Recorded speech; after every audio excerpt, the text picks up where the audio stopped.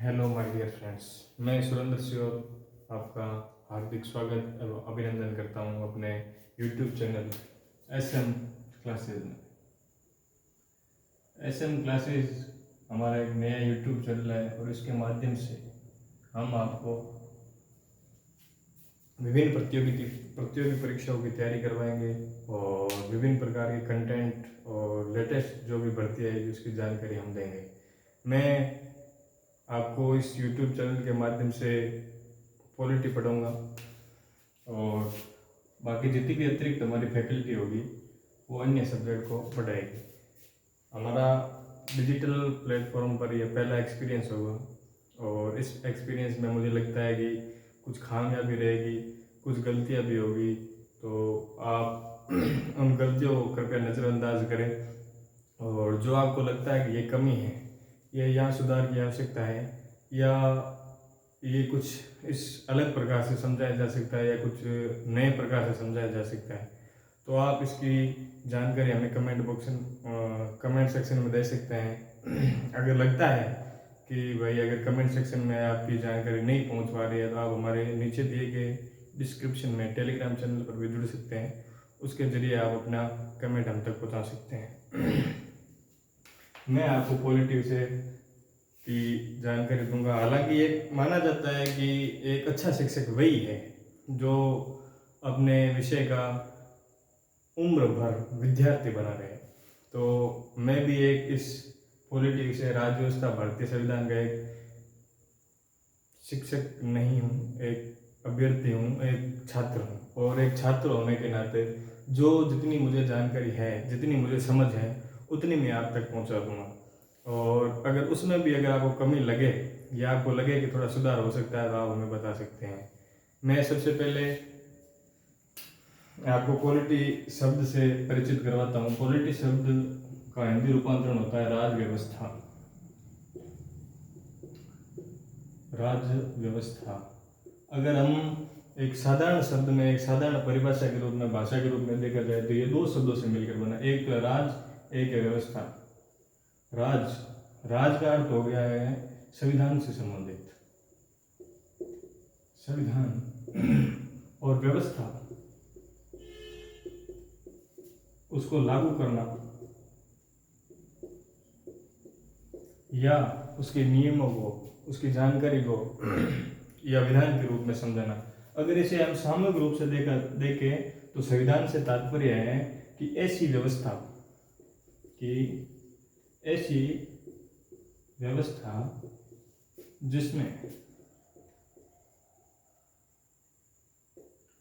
जिसमें संविधान तथा वैधानिक दोनों प्रकार की जानकारी हो।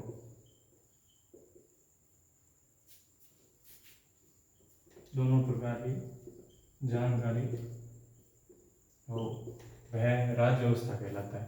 राज्य व्यवस्था में ऐसा नहीं है कि हम केवल जो संविधान में लिखा है वही पढ़ेंगे।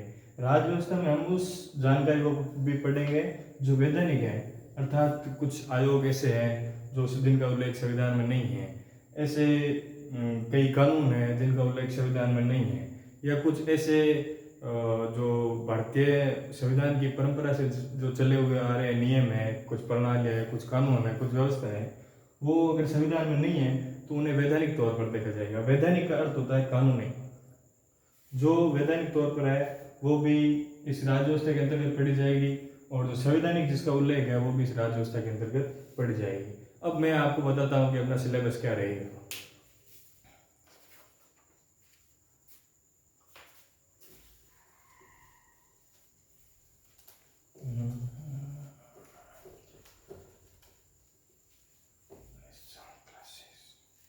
सबसे पहले है हम अपना सिलेबस लिखते हैं, उसी को हम फॉलो करेंगे। हमारी कोशिश यही रहेगी कि आपको शुरुआत से लेकर एंड तक पूरा का पूरा कंटेंट यूट्यूब के जरिए मिले और जिसका हम निरंतर प्रयास करेंगे। अगर कोई टॉपिक छूट भी जाएगा तो उसकी पुनः समीक्षा करके हम उस टॉपिक को, उस बिंदु को वापस से विस्तार समझाएंगे। और अगर आपको लगता है कि ये बिंदु सही तरीके से नहीं समझाया गया है या ये बिंदु समझ नहीं आ रहा है तो आप उसको कमेंट बॉक्स में बता देना, हम उस बात को 1 नहीं 2 नहीं 3 बार भी बता देंगे। अभी हमारी पॉलिटी की क्लास स्टार्ट हो रही है, धीरे धीरे हम कोशिश करेंगे कि विज्ञान है, हिंदी है, मैथ है, जो सब्जेक्ट आप अपने कंपटीशन एग्ज़ाम में, ऑल ओवर कंपटीशन एग्ज़ाम में जो जो टॉपिक जो सिलेबस है उसको हम सह विस्तार से यहाँ पर समझाएंगे और आप तक पूरा का पूरा कंटेंट पहुँचाएंगे। अभी अपना सिलेबस रहेगा, सबसे पहले रहेगा भारत सरकार अधिनियम, भारत शासन अधिनियम जो ब्रिटिश गवर्नमेंट थी उसने हमारे ऊपर, भारतीयों के ऊपर लगाए थे 1919 एवं 1935। उसके बाद संविधान का निर्माण,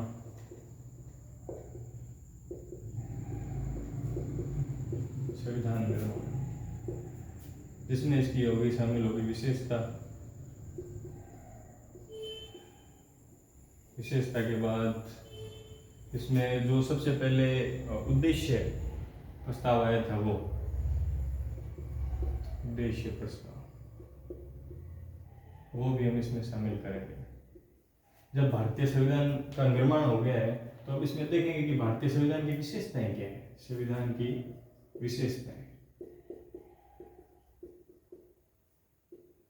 संविधान की विशेषताएं पूरी होने के बाद हम देखेंगे कि भारतीय संविधान जो है वो ऐसा तो है नहीं कि भारतीय संविधान ने भारत के लोगों ने अपने अंदर से बना दिया। भारत का संविधान जो है वो कई देशों से गृहीत किया गया है, इसलिए हम इसमें ये भी पढ़ेंगे कि किस देश से क्या क्या लिया गया है, अर्थात भारतीय संविधान में सम्मिलित बिंदु या शामिल विशेषताएं।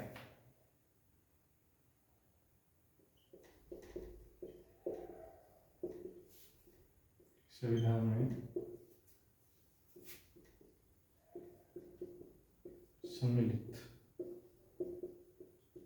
बाहरी नियम, या यूं कहे तो जो विदेशी संविधान से या जो अन्य देशों के संविधान से भारतीय संविधान ने क्या ग्रहण किया है उसको हम इसमें पढ़ेंगे, भारतीय संविधान में सम्मिलित बाहरी नियम के तहत। उसके बाद आपकी शुरू होती है भारतीय संविधान की प्रस्तावना, फिर हम पढ़ेंगे प्रस्तावना के बाद हम पढ़ेंगे राज्य के मूल अधिकार।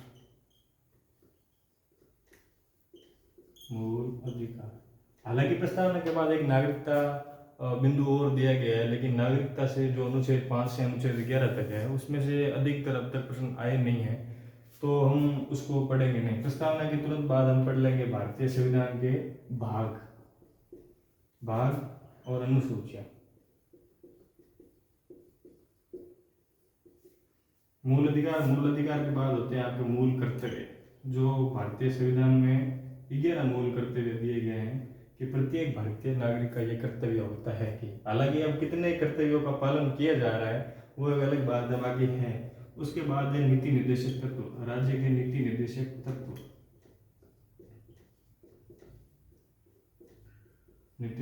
तत्व। यह है भारतीय संविधान का जो मुख्यतः देखा जाए तो अनुच्छेद 1 से लगाकर अनुच्छेद 51 तक आ जाता है। उसके बाद अनुच्छेद 52 से भारत की संघीय जो प्रणाली स्टार्ट होती है, संघीय जो व्यवस्था है, प्रणाली है, वो स्टार्ट होती है। ये है बेसिक जानकारी। उसके बाद हम आएंगे अनुच्छेद 52 से संघीय प्रणाली पे, वो हम इसी के तहत पढ़ेंगे। संघीय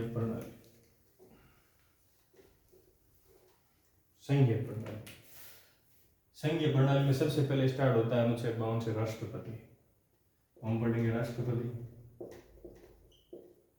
राष्ट्रपति के बाद जस्ट बाद आता है प्रधानमंत्री।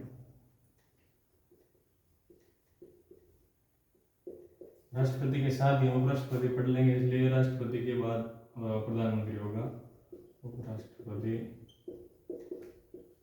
ये प्रधानमंत्री जी आ गया तो इनके साथ मंत्रिपरिषद को भी पढ़ लेंगे, हम उनको पीछे नहीं रखेंगे। मंत्रिपरिषद के बाद आती है भारत की संसद, जिसके 3 भाग हैं, जिसके 3 अंग है और 2 भाग है। प्रथम अंग में तो राष्ट्रपति महोदय आ गए, फिर भाग में अगर देखा जाए तो आता है लोकसभा और राज्यसभा। जिसमें इनके अध्यक्ष है, इनकी शासन व्यवस्था है, इनकी शासन प्रणाली है, विधेयक है, और जो विधेयक जो संविधान में संशोधन हुए हैं, संविधान में संशोधन कौन करती है, लोकसभा के पास कितनी शक्ति है, राज्यसभा के पास कितनी शक्ति है, उसका भी अवलोकन हम इसी के तहत करेंगे। संसद के बाद हम पढ़ेंगे न्यायालय, न्याय प्रणाली। न्याय प्रणाली के तहत हम पढ़ेंगे उच्चतम न्यायालय, सुप्रीम कोर्ट, उच्चतम न्यायालय, और इसके अतिरिक्त हम पढ़ेंगे उच्च न्यायालय, हाई कोर्ट। एक हाई कोर्ट अपने जोधपुर में है, जो भी पास में है। अगर किसी के मन में हो देखने की तो मैं दिखाने की उसकी इच्छा पूरी कर सकता हूँ। न्याय प्रणाली, उच्चतम न्यायालय, उच्च न्यायालय हो गए। उसके बाद हम पढ़ेंगे जो पंचायती राज और नगर निगम है, वो हम इसी के जस्ट बाद पढ़ेंगे। हमने जो हमारा सिलेबस जिसके बनाया है उसके अकॉर्डिंग मैं बता रहा हूँ कि न्याय प्रणाली के जस्ट बाद हम पढ़ेंगे पंचायती राज, पंचायती राज और नगरीय निकाय, नगरीय निकाय। हालांकि इन दोनों को हम राजस्थान की दृष्टि से देखेंगे कि राजस्थान में इनका क्या महत्व है, राजस्थान में इनको कब लागू किया, राजस्थान में इनको कहाँ से लागू किया, इन सब को हम राजस्थान की दृष्टि से पढ़ेंगे। ठीक है, ये तो हो गया अपना जो केंद्रीय है, सेंट्रल गवर्नमेंट है भारतीय संविधान में, उसका सिलेबस। उसके बाद अगर हम राज्य की दृष्टि से देखें कि हमें राजस्थान में क्या क्या पढ़ना है, तो राजस्थान में हम पढ़ेंगे सबसे पहले राज्यपाल। राज्यपाल के बाद अपने प्रिय नेता जो वास्तविक कार्यपालिका का अध्यक्ष होता है या प्रमुख होते हैं, मुख्यमंत्री। मुख्यमंत्री जी के साथ हम उनकी पढ़ेंगे मंत्रिपरिषद। मंत्रिपरिषद के बाद हम पढ़ेंगे राज्य विधानमंडल। हालांकि अपने राजस्थान में विधान परिषद नहीं है, लेकिन विधानमंडल में दोनों होते हैं, लेकिन हम विशेषकर अपने राज्य की विधानसभा को पढ़ेंगे। विधानसभा हो गई, राज्यपाल हो गए, मुख्यमंत्री। उसके बाद हम पढ़ेंगे जो प्रमुख आयोग है उनके बारे में। जैसे सबसे पहले अपना आरपीसी आयोग है, जो अभी हालांकि एक अलग एक दौर से गुजर रहा है, राजस्थान पब्लिक सर्विस कमीशन। उसके बाद हम पढ़ेंगे राज्य वित्त आयोग, जिसके वर्तमान अध्यक्ष प्रद्युम्न सिंह जी हैं। वित्त आयोग, राज्य मानवाधिकार आयोग, राज्य मानवाधिकार आयोग, ये अपने प्रमुख कुछ आयोग हो गया जैसे आरपीसी। उसके बाद जो अपना उच्च न्यायालय है वो हम पढ़ेंगे राजस्थान हाईकोर्ट को राजस्थान की दृष्टि से, कि राजस्थान हाईकोर्ट कब स्थापना हुई, पहले इसका मुख्यालय कहाँ रखा जा रहा था, फिर किस समिति की सिफारिश पर से जोधपुर लाया गया। इस जानकारी को हम अपनी पॉलिटी के तहत पढ़ेंगे। इसके अलावा अपने सिलेबस में ये तो हो गया राज्य व्यवस्था के टॉपिक। इसके अलावा हमारे सिलेबस में है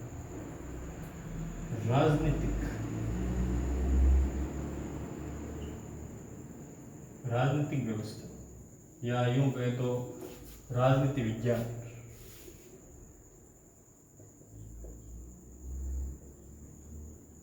राजनीति विज्ञान, ये जो राजनीति विज्ञान शब्द है ये दो शब्दों से मिलकर बना है, राजनीति और विज्ञान। विज्ञान से तात्पर्य होता है कि ऐसी जानकारी या ऐसी अन्वेषण, ऐसी खोज जो क्रमबद्ध चलती आ रही है। उसी प्रकार राजनीतिक विज्ञान का एक भाग होता है राज्य व्यवस्था, जिसका सिलेबस हमने देख लिया।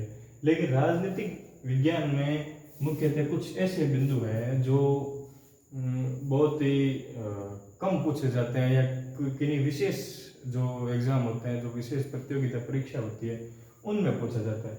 जैसे आपके हो गया कोई दबाव समूह, ठीक है। उसके अलावा हो गया आपके राजनीतिक दल। हालांकि इसको हम जो निर्वाचन आयोग है उसके अंतर्गत पढ़ लेंगे, लेकिन फिर भी मैं इसको अलग से बता दूंगा। जैसे दबाव समूह हो गया, राजनीतिक दल हो गया, और राजनीतिक इतिहास हो गया कि कैसे हम राजतंत्र से सीधे लोकतंत्र में आए हैं। राजतंत्र से लोकतंत्र में आने की प्रणाली, उस समय की जो प्रशासनिक प्रणाली थी और वर्तमान की जो प्रशासनिक प्रणाली, इन दोनों में क्या अंतर है, इन दोनों को हम इस राजनीतिक जो तंत्र है उसके तहत समझेंगे कि भाई पहले प्रशासनिक तंत्र कैसे था, वर्तमान प्रशासनिक तंत्र कैसे काम कर रहा है, इसकी जानकारी हम इसके तहत पढ़ेंगे।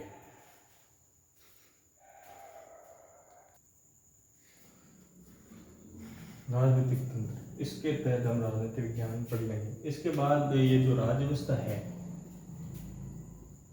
राज्य व्यवस्था, इसका एक और महत्वपूर्ण बिंदु भी है जिसका उल्लेख भारतीय संविधान का अनुच्छेद 50 करता है। अनुच्छेद 50 क्या कहता है? अंतर्राष्ट्रीय शांति सद्भावना, अर्थात भारत की विदेश नीति। भारतीय विदेश नीति का उल्लेख करने वाला अनुच्छेद है अनुच्छेद 50, भारतीय विदेश नीति। भारतीय विदेश नीति में हम कहाँ से शुरू करेंगे? हम भारतीय विदेश नीति में शुरू करेंगे फिर जब भारत आज़ाद हुआ था। कब? 1947 में। उस समय जो भारतीय विदेश नीति अपनाई गई थी, उस समय सबसे पहले भारतीय विदेश नीति अपनाई गई थी गुट निरपेक्ष आंदोलन। कौन सा आंदोलन? गुट निरपेक्ष आंदोलन। अर्थात भारतीय विदेश नीति में सबसे पहला जो योगदान था वो था पंडित जवाहरलाल नेहरू का। गुट निरपेक्ष आंदोलन से लगाकर फिर हम आएंगे वर्तमान समय तक। वर्तमान समय की दृष्टि से देखा जाए तो भारतीय विदेश नीति में पूर्व की ओर देखो की नीति, पश्चिम की ओर देखो की नीति, और अंतर्राष्ट्रीय संबंध है, दक्षेस है, सार्क है, आसियान है, और जो विभिन्न प्रकार के जो गुट बने हुए हैं उनमें भारत की क्या स्थिति है, भारत किस दिशा में जा रहा है, या भारत किस राष्ट्र की पक्ष ले रहा है, वो हम भारतीय विदेश नीति के तहत पढ़ेंगे। ये जो राज्य व्यवस्था, जो अपना जो सिलेबस रहेगा उसमें राज्य व्यवस्था रहेगी, राजनीतिक विज्ञान भी रहेगा और IR भी रहेगा, इंटरनेशनल रिलेशनशिप। अगर इस सिलेबस में अगर आपको कुछ समझ नहीं आया है या सिलेबस समझाने में कोई कमी रह गई है तो आप बेझिझक कमेंट कर सकते हो, ठीक है। तो उसके बाद हम अपना जो आज का जो सेशन है वो थोड़ी सी मैं आपको जानकारी दे देता हूँ कि आज हम कहाँ से शुरू करेंगे और कल की जो अपनी रणनीति है वो क्या रहेगी, कैसे पढ़ेंगे। हालांकि देखो मेरा उद्देश्य सिर्फ ये है कि इससे मैं अगर किसी का भला कर सकूं या किसी को समझा सकूं तो मेरे लिए ये अच्छी बात होगी। हालांकि मेरे कुछ दोस्त फ्रेंड जो होंगे वो इस वीडियो को देखते हुए मुस्कुरा रहे होंगे, शायद जब आप वीडियो देख रहे हो तो आप मुस्कुरा रहे हो। तो मैं आपको सिलेबस के तहत सबसे पहले एक शब्द से परिचित करवाता हूँ, वो है राज्य। अगर आप मुस्कुरा रहे हो तो भी मुझे लगता है कि मेरे लिए ये मोटिवेशन ही होगा, क्योंकि आपकी मुस्कान, आपके चेहरे की मुस्कान मुझे और अभिप्रेरित करेगी। तो सबसे पहले शब्द है आपका राज्य।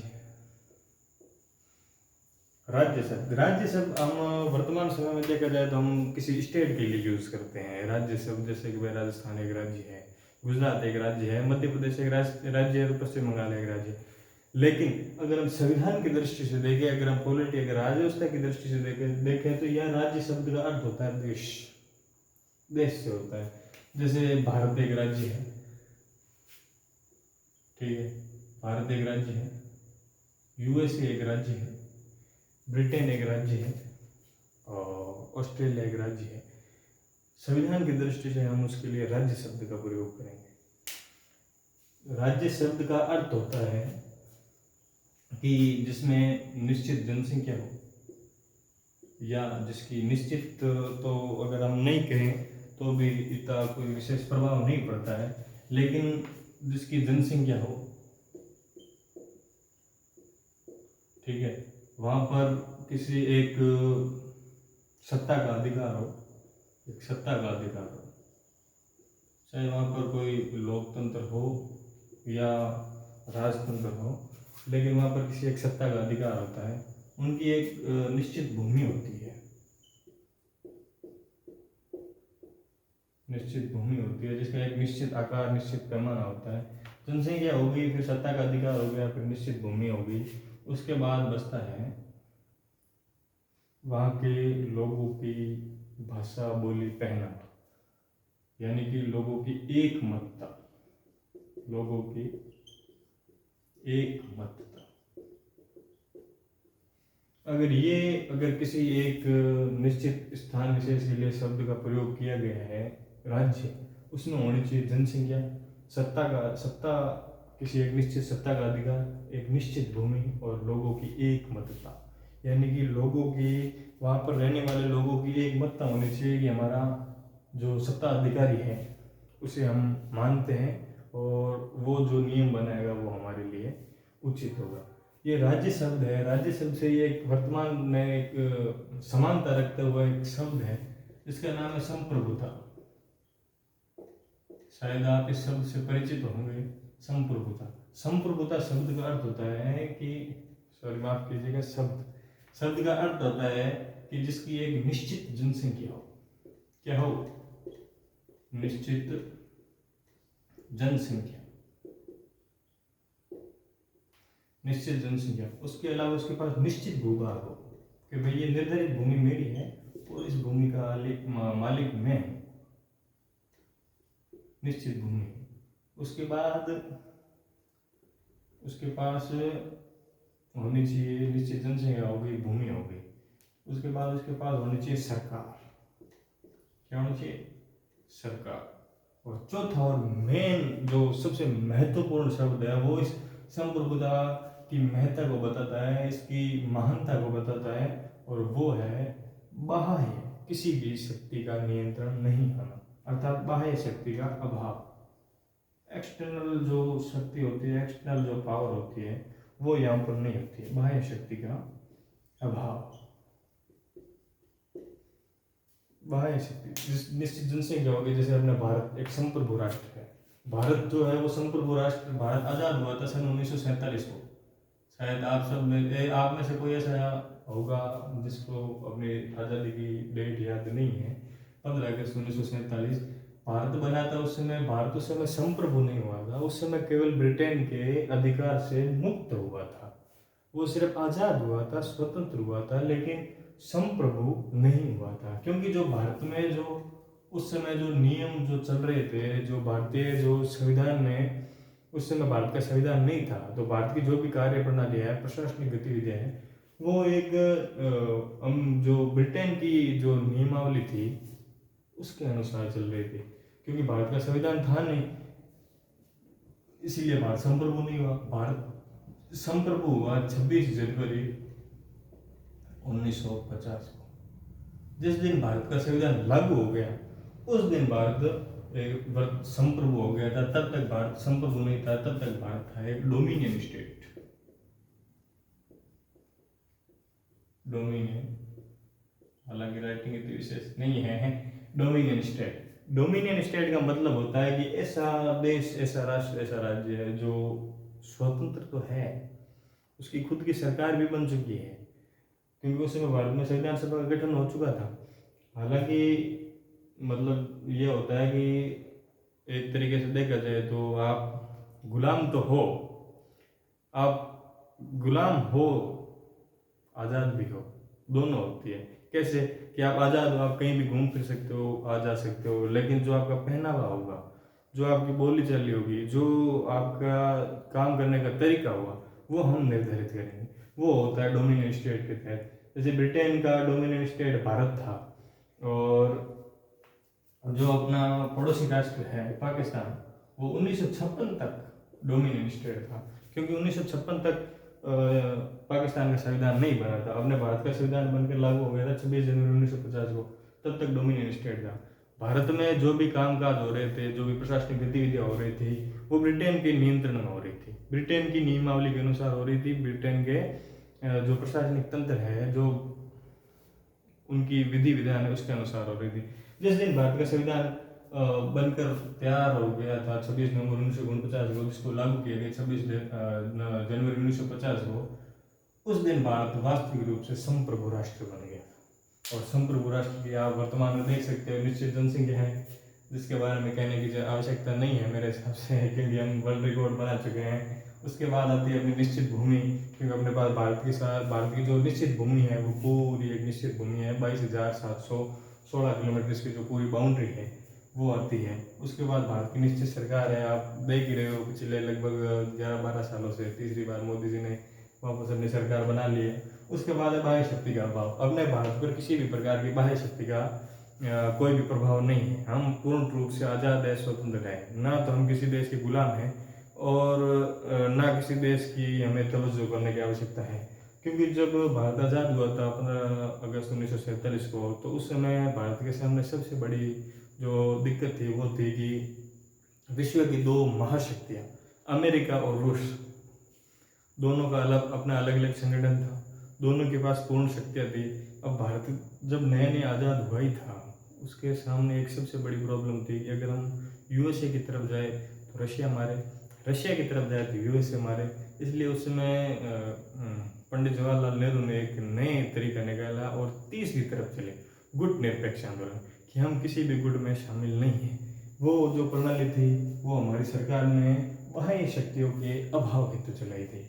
इसलिए हमारा जो भारत है वो वर्तमान में एक संप्रभु राष्ट्र है। धन्यवाद।